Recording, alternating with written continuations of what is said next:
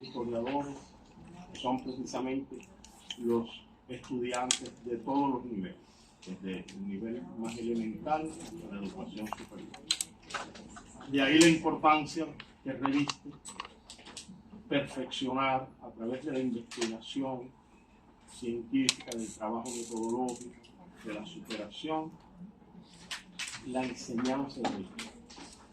Nosotros tenemos planificado 4 ponencias, de las cuales vamos a escuchar 2, ya que las otras 2 son de autores venezolanos que desgraciadamente no han podido llegar, parece, aquí a La Habana. Vamos a escuchar entonces, en primer lugar, el trabajo Enseñar Historia en la Universidad, experiencias de la Escuela Latinoamericana de Medicina, que va a presentarnos la máster Ana Margarita Báez Rodríguez, profesora de la ELAN, y que tiene como coautora a la doctora Leticia María Bustamante. Ella ha pedido hablar desde ese micrófono porque le es más cómodo transmitir la información, comunicarse con el auditorio desde esa posición. Entonces le damos la palabra.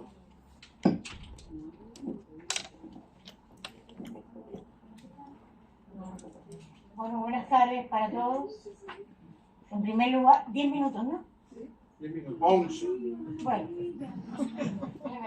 tengo los de lejos y no lo veo.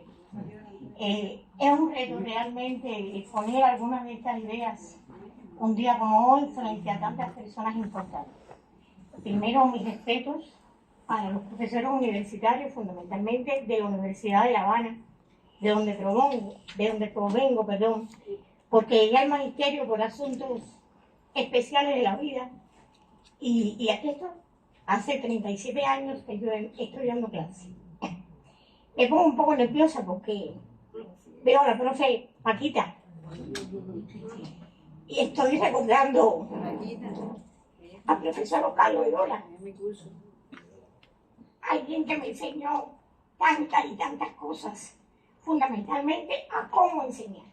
Entonces, mi agradecimiento eterno a tantas personas.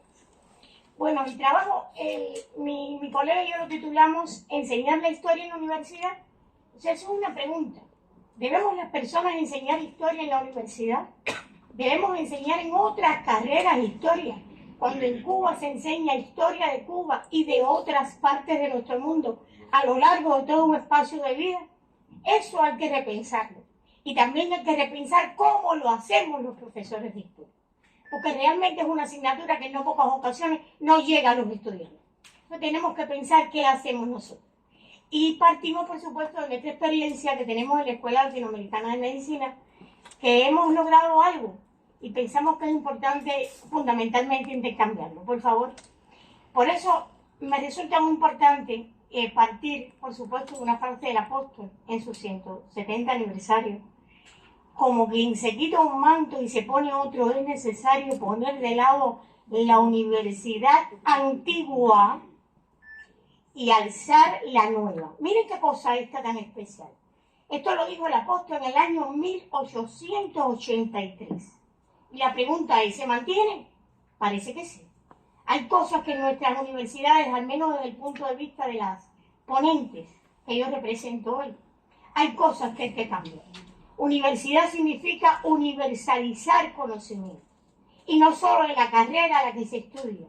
Significa prepararse para la vida, ya sea en una ingeniería, en una arquitectura, en una licenciatura, donde sea. Hay que prepararse para eso. Y yo, como historiadora, al fin, tengo que comentar que cuando surgen las universidades, hay 3 carreras en el mundo en el siglo XII, europeas, de más está decir. Y ya sabemos por qué. La primera, teología, alma. La segunda, medicina, cuerpo. Y la tercera, jurisprudencia. Quiere decir que estas 3 carreras a lo largo de la evolución humana han tenido un impacto extraordinario en el desarrollo del mundo. Por tanto, hay que pensar cómo nosotros, desde nuestras universidades, enseñamos historia. La siguiente, por favor. Por eso hemos tenido en cuenta estos antecedentes. En primer lugar, en no pocas ocasiones los profesores somos reticentes al cambio. Los profesores de historia e incluso de otras asignaturas, somos reticentes al cambio.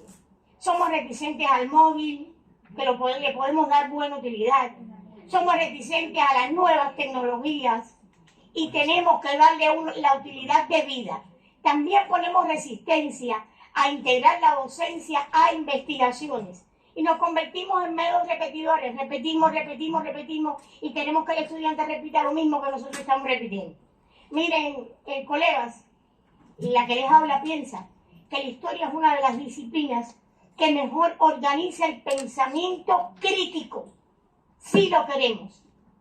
Y le damos la oportunidad al estudiante de pensar, de nosotros de escuchar, de evaluar, de comunicarnos, de intercambiar, incluso aunque yo no tenga la misma opinión del estudiante. Imagínense ustedes nosotros con 95, más de 95 nacionalidades en nuestra universidad con pensamientos tan diversos. Recuerdo al principio uno de mis estudiantes me dijo, profesora, a mí me gusta el capitalismo.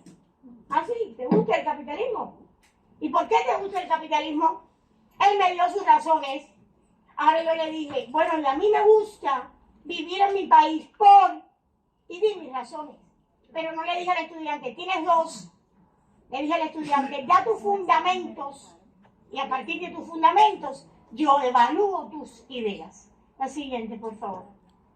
Por eso partimos de dos interrogantes. ¿Estamos preparados los profesores de historia para lograrlo? ¿Poseemos los profesores herramientas pedagógicas? He tenido que ir aprendiendo en el aula, porque en mis cursos de historia, cuando yo estudiaba historia, no se daba nada de pedagogía y aprendí haciendo. Tenemos que aprender de sociología, tenemos que aprender de didáctica, tenemos que aprender incluso de conceptos de la carrera donde ofrecemos nuestra asignatura. Porque no es lo mismo hablar de historia, por ejemplo, en la CUJAL, relacionada con la evolución de las ingenierías, cuando el estudiante se siente identificado con eso, con lo que el profesor está comentando, y eso no deja de ser uno ajeno a la evolución histórica cubana. Lo podemos combinar, pero combinarlo, señores, con pasión. Yo no puedo dar historia hablando tácitamente, con un lenguaje plano, que no representa nada para el que me escucha, incluso para el que me mira. Porque el que me mira, yo también sé si me está atendiendo o no, cómo y en el lugar en el que está. La siguiente, por favor. Por eso nos proponemos dos objetivos, están ahí. El objetivo esencial de nuestra propuesta es intercambiar. Por eso es la imagen que pongo ahí. Vamos a exponer algunas de nuestras razones y fundamentalmente el valor que hemos tenido. Siguiente. Esta lámina representa algo que consideramos que debemos tener muy en cuenta, al menos en nuestra experiencia desde la escuela. Las personas tenemos saberes empíricos y a veces nos preguntamos ¿de dónde vienen? Escuchábamos a Frei Beto hace unos minutos. ¿De dónde vienen? Vienen de la enseñanza familiar, vienen de la experiencia de vida, vienen de la personalización de cada individuo. Y está, por supuesto, el pensamiento científico, demostrado, evidenciado. Vamos a tratar de conjugar en nuestra propuesta estos dos elementos. Por eso nosotros, siguiente, en nuestra universidad hemos pasado desde el 99 hasta la fecha por dos asignaturas en el primer año de la carrera. La primera vez la llamamos historia y medicina. Cargamos la mano con la historia extraordinariamente. Ahí estábamos profesores provenientes del Barona, de la Universidad de La Habana, todos mezclados. Y nos pusimos a pensar, ¿qué más le interesa a un estudiante de medicina? Le interesa que el profesor que enseñe una asignatura de ciencias sociales, la única además que reciben a lo largo de sus 6 años de carrera, la única, no hay más filosofía, no hay más nada. Esta es la que reciben, diferente a los estudiantes cubanos. Tenemos que pensar entonces cómo congeniar la anatomía, la embriología, la histología, la genética. Ahora yo lo digo así con mucha facilidad, pero cuando comencé en este espacio tuve que estudiar como mis colegas muchísimo para poderle decir a los estudiantes el momento, por ejemplo, en el que surge la cirugía, ¿Por qué es importante en el Renacimiento, por ejemplo? Un análisis histórico y cultural, pero también es importante saber que es el momento en que la ciencia se convierte en lo que hoy conocemos y aporta al universo humano. Por eso, a partir de los planes de estudio, reflejo ahí el plan E, que es el último, hicimos todas estas transformaciones. Y finalmente, hasta el presente, nuestra asignatura se llama Sociedad y Medicina. Quiere decir que tratamos de vincular a lo largo de las principales evoluciones humanas, de los principales estadios humanos, cómo la medicina se ha convertido en lo que es hoy una ciencia, pero además que tiene un sostén fundamentado a lo largo de todo el universo. La siguiente. Aquí mencionamos, mi colega y yo, algunos de los estudios más importantes que hemos revisado. Te lo dejo en el trabajo. Importante, no pocos de los que están ahí son historiadores de las ciencias médicas. Quiere decir que la historia es el soporte sobre el que se sostiene que la medicina es una producción social. Porque a cada entorno corresponde un tipo de medicina. ¿Por qué? Porque la evolución histórica, económica, política, cultural es diferente. Por lo tanto, tenemos que ir a la historia, sin dudas, interrelacionando otros saberes y otras ciencias. La siguiente, por favor. Un clásico de la historia de la medicina en Cuba, el doctor en medicina Fidel Ilizasti Dupuy. Quiere decir que los que estamos dando clases en la escuela de medicina no estamos alejados de la verdad. Un médico está diciendo que la medicina tenderá a tener la salud y no la enfermedad como lo más importante. ¿Por qué? Porque el sustento histórico es punto de partida de todo. Porque a partir de este análisis podemos llegar a tener personas saludables y a tener concepciones saludistas, cuyo punto de partida es justamente los procesos. Y ahí conversamos con nuestros estudiantes de estas tres categorías y por supuesto de la historia, que es el hilo conductor que nos mueve a lo largo de todo el proceso. Se los dejo después para que lo lean también con calma, siguiendo el cumplimiento del tiempo. Y aquí sí me voy a detener un tanto, porque son los presupuestos metodológicos que nosotros construimos para tratar de evidenciar la importancia de nuestra asignatura. La primera es la construcción del espacio. El hombre lo construye todo lo construye, hasta el pensamiento. Quiere decir que todo es una construcción humana. La estructura económica, la organización política y cultural y la creación material y espiritual.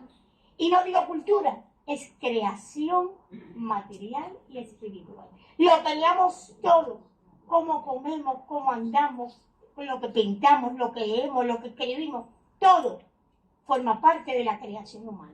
Y todo eso tratamos de enseñárselo a nuestros estudiantes, repito, importante para nosotros de diferentes latitudes. La siguiente, por favor. Por lo tanto, la salud y la enfermedad no solo son condiciones o estados del individuo humano considerados de acuerdo con los niveles orgánicos y de la personalidad, sino que también suponen situaciones institucionalmente reconocidas en la estructura histórica de la sociedad.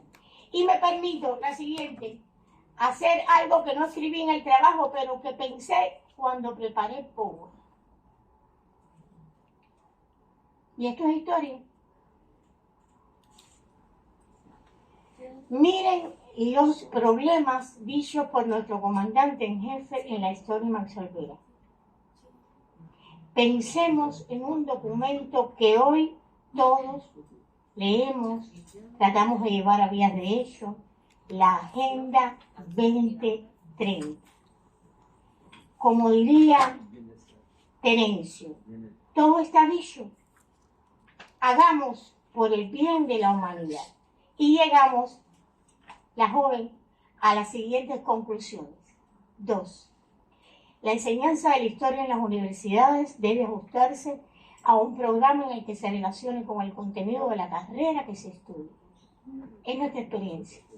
Y en la Escuela Latinoamericana de Medicina, el Departamento de Ciencias Sociales que represento, imparte con éxito la disciplina Sociedad y Medicina, validando la importancia del conocimiento histórico en la formación del médico de Cuba para el mundo. Y cierro con una frase de Marco Tulio Cicerón que me enseñó alguien muy querido por mí, que también fue un maestro. La historia es testigo de los tiempos, maestra de la vida y luz de la verdad. Muchas gracias.